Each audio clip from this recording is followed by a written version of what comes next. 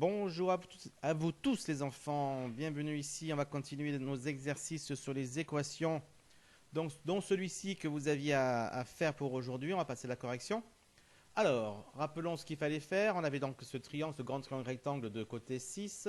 À l'intérieur, on faisait un petit hexagone gris, qui était noir d'ailleurs ici, et entouré de rouge. Et on le faisait en enlevant dans le triangle équilatéral trois petits triangles équilatéraux ici, identiques. Et il fallait savoir où couper finalement le triangle équilatéral, le grand triangle équilatéral, pour que la somme des périmètres des petits triangles équilatéraux soit égale au périmètre de l'hexagone. Alors, pour cela, on voit bien que, puisqu'on cherche finalement la, à quel endroit couper, finalement, à quel endroit placer le point M qu'on avait placé ici, il y a une inconnue qui est la distance entre le sommet et le point M. C'est une inconnue, je vais l'appeler X. D'accord? Et pour me simplifier la vie, je vais même nommer quelques points supplémentaires. Pourquoi pas A, B et C. Et puis ici, M, N, O, P, Q et R. Même si en réalité, je pense avoir besoin essentiellement de A et de M. Pourquoi? Parce que d'abord, il faut définir ce qu'est X. Soit X, la distance AM. D'accord? Après, on nous parle du périmètre des trois petits triangles. Alors, on va donc noter par une lettre, ce sera plus simple. On va l'appeler P3 par exemple, parce qu'il y a trois triangles. La somme des périmètres des petits triangles. Et pourquoi pas P tout seul, le périmètre de l'hexagone. On va donc chercher à quoi est égal P3 pour commencer. P3 c'est quoi? Bien c'est évidemment AM plus MR plus RA. D'accord? Mais comme finalement on sait que c'est un triangle équilatéral, eh bien on sait que c'est 3 fois la longueur d'un côté. Et comme un côté vaut X, eh bien c'est-à-dire que le périmètre du premier triangle équilatéral du haut, ça vaut 3X. Les autres triangles équilatéraux ont le même périmètre. Donc c'est-à-dire que ce 3x, je vais le retrouver 3 fois. Donc mon P3, la somme des périmètres des petits triangles, ça va tout simplement être 3 fois 3x. J'ai 3 fois, les 3x c'est le périmètre d'un triangle, et comme il y en a 3, ça fait 3 fois tout ça. Ce qui me fait évidemment 9x. D'accord? Maintenant je vais m'intéresser à P, le périmètre de l'hexagone. Alors c'est quoi? Eh bien c'est ce côté-là, RM. D'accord? RM plus MN. D'accord? Et ça, après, j'ai encore NO, mais NO, c'est la même chose que RM. C'est X. D'accord? Et après, j'ai OP, mais OP, c'est la même chose que MN. Donc, c'est-à-dire que finalement, le RM plus MN, je vais le retrouver 3 fois, c'est ça. 3 fois. Une fois ici. Une fois ici. Pourquoi il n'est pas bleu celui-là? Ah, ça y est. Une fois ici. Une deuxième fois ici. Et une troisième fois ici. D'accord? Donc ça va être donc mon périmètre complet. Mon périmètre complet d'hexagone. Mais combien vaut RM? Ben, RM, évidemment, c'est X, parce que c'est un côté du triangle équilatéral. Quant à MN, par contre, là, je vais refaire un petit dessin ici, avec juste AB, M et N, ici. D'accord? AM, ça vaut X. BN, ça vaut X également, parce que c'est aussi un côté du triangle équilatéral. Et le total ici, ça fait 6. AB, ça fait 6. Ben forcément, MN, c'est quoi MN? C'est 6, auquel j'ai enlevé le X de là, auquel j'ai enlevé aussi le X de là. C'est-à-dire que c'est égal à 6 moins 2X. Donc, MN, c'est 6 moins 2X. J'obtiens alors 3 fois 6 moins X. En effet, X moins 2X, ça va faire moins X. Donc j'obtiens donc 3 fois 6 moins X. C'est bon, j'efface ce petit truc ici. Hop. effacer. Il veut pas. Voilà. Alors ça me fait quoi du coup ça? Ben, ça me fait un P qui est égal à quoi? Ben, on va développer. Enfin, ou pas d'ailleurs. Hein. On le fera après. Allez, on le fera après. On en reste là. Donc, ensuite, on a donc trouvé notre valeur de P. Donc P3 égale 9x et P égale 3 fois 6 moins x. Et nous, qu'est-ce qu'on veut? On veut savoir quelle valeur il va falloir donner à x pour que P3 est égal à P. Parce qu'en général, P3 n'est pas égal à P. Évidemment, on l'a bien vu dans les deux exemples qui sont encore en haut, là, où en général, P3 n'est absolument pas égal à P. Mais on veut savoir dans quel cas on aura ça. Donc nous, ce qu'on cherche, c'est dans quel cas on aura P3 qui sera égal à P. Qui sera égal à P. Alors P3 est égal à P, c'est la même chose que de dire que 9x est égal à 3 fois 9 moins x. Non, 6 moins x. D'accord? Alors, donc là, on a une équation, il faut résoudre cette équation-là, et on trouvera à l'arrivée quelle est la valeur qu'il faut donner à x pour que P3 soit égal à P. D'accord? Alors, pour résoudre cette équation, comment on fait? Rappelez-vous, on va d'abord développer au maximum tout ce qu'on peut développer pour avoir une équation classique. Bon, côté gauche, tout est fait déjà, c'est 9x. Côté droit, il va falloir que je développe ici le 3 sur le 6 et sur le moins x. Donc 3 fois 6 moins 3 fois x. C'est-à-dire donc 9x égale 18 moins 3x. Bien. Qu'est-ce qui est mal placé ici? Il n'y a que le moins 3x qui est mal placé. Je vais donc mieux le placer en ajoutant plus 3x de chaque côté, l'opposé donc de ce moins 3x. Ce qui me fait donc obtenir 9x plus 3x, ça fait 12x, égale 18. Parce que ceci, ça va faire 0. 12x égale 18. Et une fois que j'ai ça, eh bien, je vais multiplier, parce que maintenant il faut que j'élimine ce 12, je vais multiplier par 1 sur 12 de chaque côté. Comme ça, je pourrais simplifier par 12. Hein. Toujours pareil, c'est classique. Hein. Ce qui me donne donc un x égale à 18 sur 12. 18 et 12 sont évidemment dans la table de 6. Hein. 18, c'est 6 fois 3. 12, c'est 6 fois 2. Je peux donc simplifier par 6. Et j'obtiens ainsi x égale 3 sur 2. On peut même passer en écriture décimale. 3 sur 2, tout le monde sait que ça fait 1,5. D'accord? Alors, avant de conclure que la bonne réponse est 1,5, il faut quand même regarder si c'est valable. Rappelez-vous, on a parfois des solutions mathématiques qui ne conviennent pas à la réalité. Pourquoi? Parce que regardez ici. Rappelez-vous, on avait AB, M et N ici. Avec X et X. Rappelez-vous, on avait dessiné à droite tout à l'heure. Et le total, ça faisait 6. Est-ce que X peut être égal à 4, par exemple? Si X vaut 4 ici, est-ce que c'est possible que le total fasse 6? Non. On voit bien qu'on avait donc dès le départ des limites sur X. Et quelle est cette limite? Eh bien, évidemment, c'est 3. Le X était forcément plus petit, ou égal à la limite. Hein, enfin, ça a été égal à 3, on était sûr que ça ne marchait pas. Parce que ça faisait un hexagone nul finalement. Donc on a donc la distance maximale de x qui était 3. Bien sûr, donc entre 0 et 3, parce que si on avait une distance négative, ça ne marchait pas non plus. Si on avait trouvé x égale moins 2, ça n'était pas valable. Donc dès le départ, on sait que x, il sera forcément compris entre 0 et 3. D'accord? Il n'a pas d'autre possibilité. Il est obligé.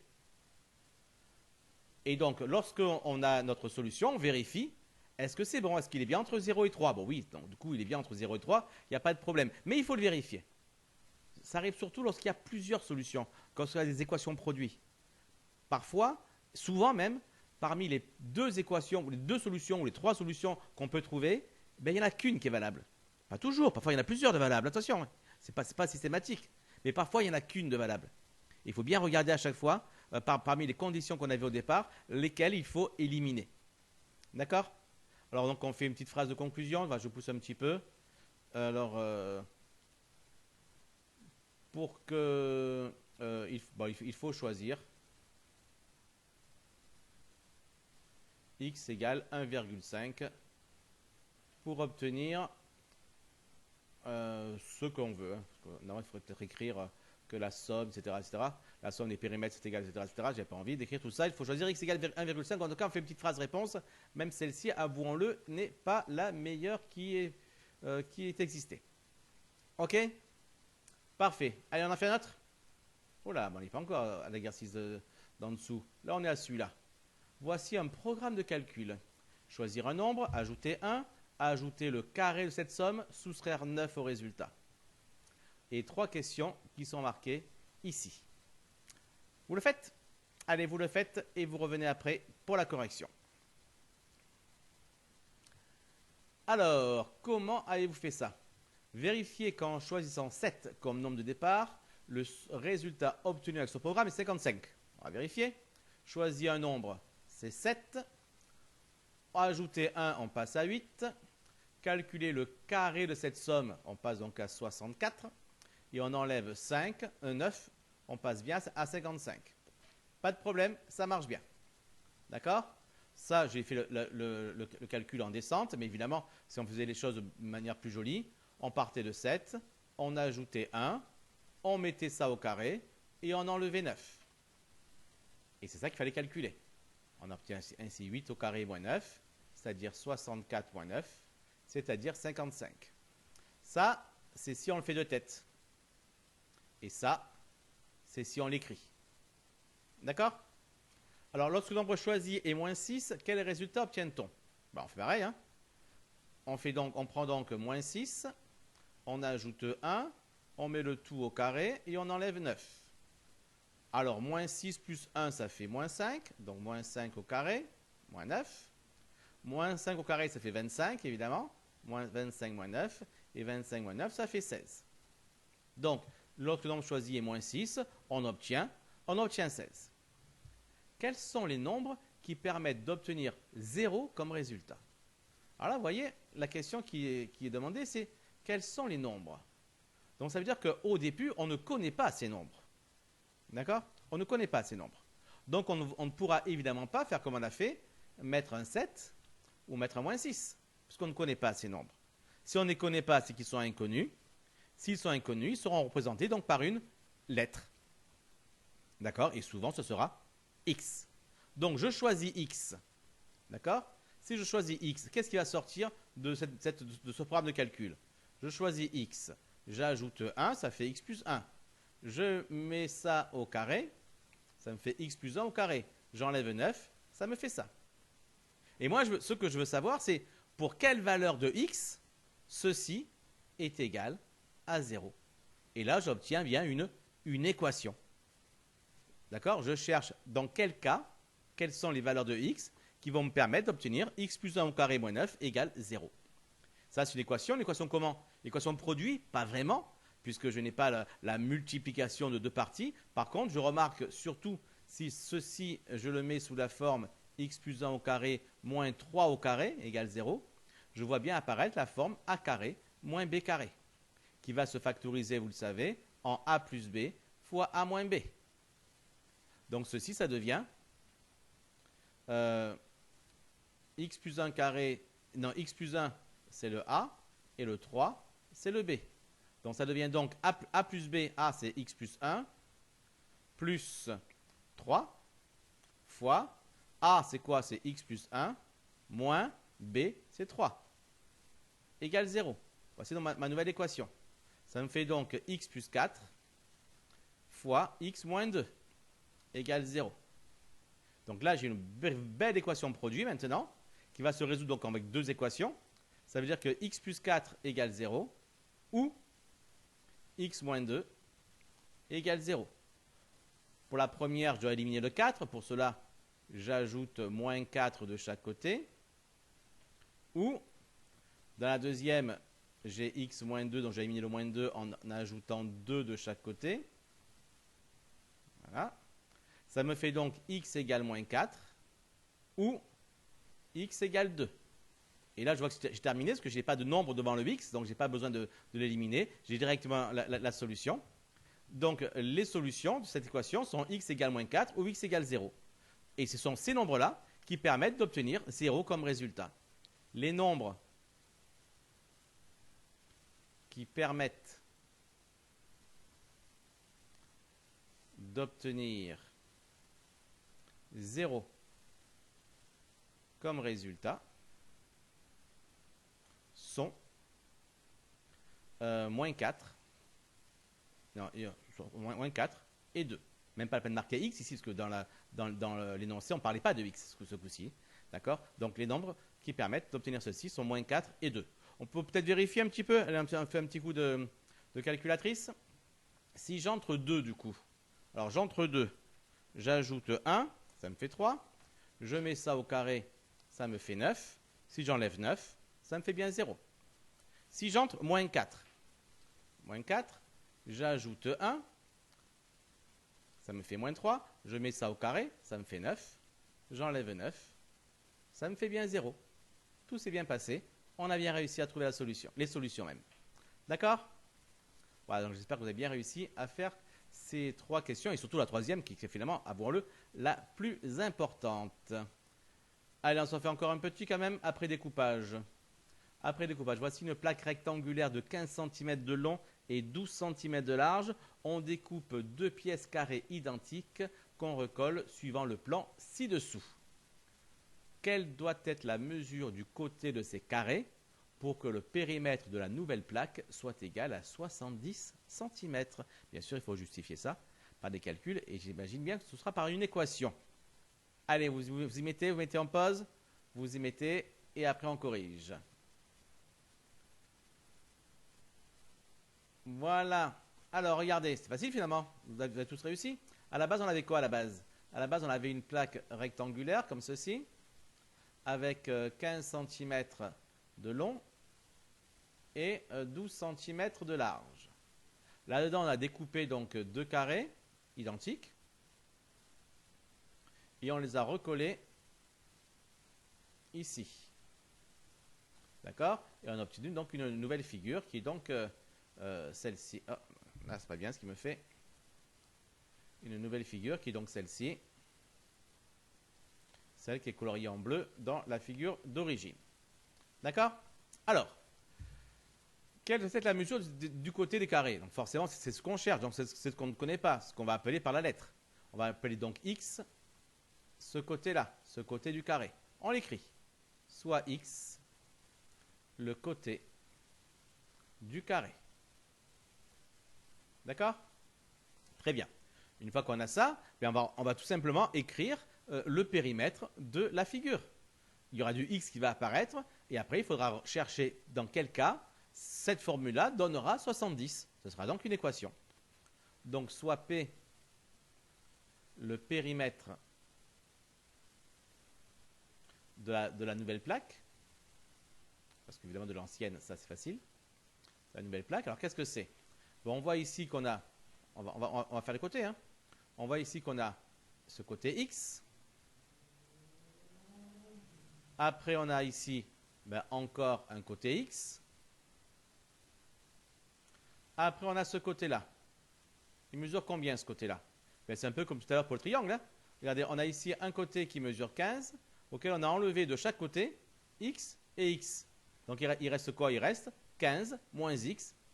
Donc pour lui, il reste 15 moins x, c'est-à-dire 15 moins 2x. Donc ici, plus 15 moins 2x. D'accord? Après, qu'est-ce que j'ai? J'ai ce côté-là qui mesure x, donc plus x. Après, j'ai ce côté-là qui mesure x aussi, donc plus x. Après, j'ai ce côté ici. Alors, oui, ce côté ici, tout à fait, ouais, c'est bien. Ce côté ici, il mesure combien ce côté ici? Alors là, c'est différent de tout à l'heure. Hein. On a ici un côté qui mesurait 12, d'accord? Et j'ai enlevé seulement x là. Donc la partie ici, elle mesure 12 moins x. Donc je rajoute plus 12 moins x. Après, qu'est-ce que j'ajoute encore? J'ajoute ici x. Après, j'ajoute encore, c'est du carré encore, encore x. Après, j'ajoute encore ici x. Après, j'ajoute encore ce côté-là, qui finalement, ben, c'est le même que tout à l'heure. Hein. C'est encore 15 moins 2x. Donc, plus 15 moins 2x. Je crois qu'il va me falloir un peu plus de place. D'accord? Après, qu'est-ce que j'ai après? J'ai ce côté-là qui mesure x. Après, j'ai ce côté-là qui mesure x. Et enfin, ce côté ici qui descend, qui mesure x aussi.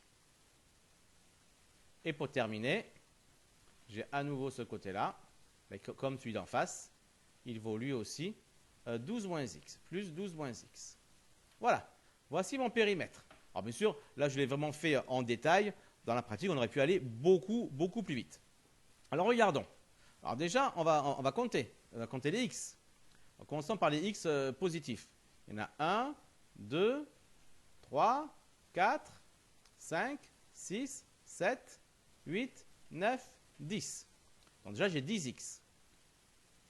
Quand on est négatif aussi, je préfère les séparer parce que là, il y en a beaucoup. Donc là j'ai donc moins 2, ça fait moins 3, moins 5, moins 6, moins 6x. Maintenant, intéressons-nous au nombre. J'ai quoi? J'ai 15 et 15, ça me fait 30. 12 et 12, ça me fait 24. Et 30 plus 24, ça me fait 54. Et 10x moins 6x, ça fait évidemment 4x. Donc 4x plus 54. Voilà donc le périmètre de ma nouvelle plaque, 4x plus 54. D'accord? Ça c'est P. Et moi, qu'est-ce que je veux? Je veux savoir quand est-ce que j'ai P qui est égal à 70. C'est-à-dire quand est-ce que j'ai 4x plus 54 qui est égal à 70. Je vois qu'il faut que j'élimine ce 54 en ajoutant moins 54 de chaque côté. Vous voyez, en fait, la difficulté dans ces problèmes-là, c'est quoi? C'est pas ce qu'on fait maintenant. C'est facile ce qu'on fait maintenant. La difficulté, c'est de trouver ça. Hein. C'est de trouver l'équation. Être capable de transformer un problème en une équation. Ça, c'est compliqué. Après, une fois que l'équation est écrite, franchement, c'est vraiment très facile. On obtient ainsi 4x égale, alors 70 moins 54, ça va faire 16, je crois. Voilà. Après, il faut que j'élimine le 4. Pour cela, je vais donc tout simplement multiplier par 1 sur 4 de chaque côté. Je simplifie par 4. Et j'obtiens ainsi x égale 16 sur 4. Et tout le monde sait que ça fait x égale 4. D'accord? Donc là, le côté, le carré doit avoir 4 cm de côté. Et là, si je coupe avec 4 cm de côté, eh bien, ma figure finale aura bien 70 cm de côté, de périmètre. D'accord? Voilà. Ben, on en fait, on en fait pas un, on en présente un. Voilà, on en présente un. Et vous aurez à charge de le faire pour la prochaine fois. Comme ça, ne vous ennuierez pas. Et vous pourrez bien vous amuser avec ce joli petit jardin. Très mal dessiné, ce petit dessin. Vous avez vu, très mal dessiné. Ceci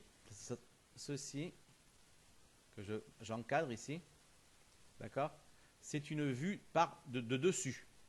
D'accord? Même si les arbres, eux, ne sont pas sont faits clairement si on était en vue de face, ceci est une vue de dessus. Parce qu'on a l'impression, quand on voit avec le dessin du haut, on a l'impression que ce serait en fait du sous-sol, en fait, comme si c'était creusé à l'intérieur. Non, pas du tout. Ça, donc voilà, c'est une vue de dessus. En réalité, si les choses étaient bien faites, on aurait donc comme ceci, et puis on dessinerait des arbres vus de dessus, donc uniquement comme ceci. Ouais, d'accord. Uniquement comme ceci, d'accord, les vues de dessus, juste les arbres, on voit juste la forme de dessus, on ne voit pas les troncs lorsqu'on est en vue de dessus, d'accord. Et là, on aurait donc ici, le bord, ici, hop là, comme ça, avec ces 2 mètres un peu partout, d'accord. Voilà. Quoi d'autre? Ben, vous lisez bien l'énoncé, évidemment, vous faites un beau dessin, vous aussi, pourquoi pas un dessin un peu moins moche que le mien, et vous résolvez le problème. À la prochaine, ciao ciao.